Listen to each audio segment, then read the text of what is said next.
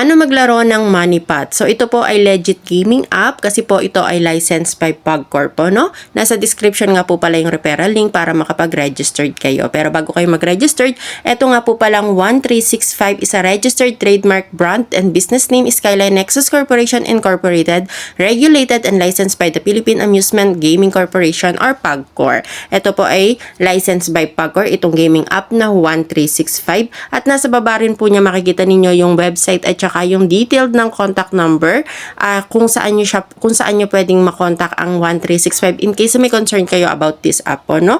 At ang pwede lang po mag-register dito is 21 years old above.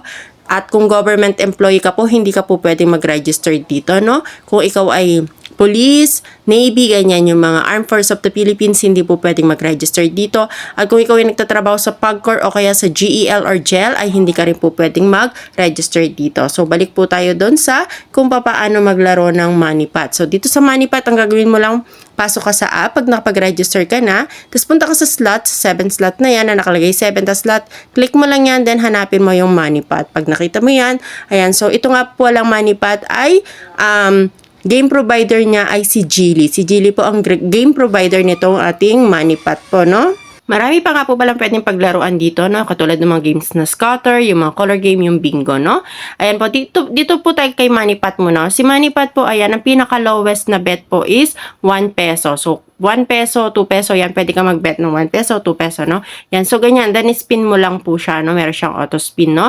And paalala lang po, hindi ko kayo hinihikayat magsugal, pwede po kayo maglaro pag may free time kayo at kapag sobra-sobra po yung pera ninyo. Pero kung pangkain nyo na lang po at pang-importante yung pera, wag na wag po kayo magsusugal, no? Pwede ka nga rin po pala dito mag-affiliate, yung sinasabi ko sa inyo na kikita ka dito nang wala kang nilalabas na puhunan kung papaano. Syempre, ang gagawin mo lang, click mo lang yung pasok ka uli sa loob ng 1365 natin. Click mo yung nakalagay na affiliate sa gitna. Ayan, nakikita mo yung affiliate na yan. Pag na-click mo yung affiliate na yan, scroll up mo lang siya. Then makikita mo yan, share referral link with your friends. Click mo yung copy, then i-share mo siya sa mga friends mo pag registerin mo sila.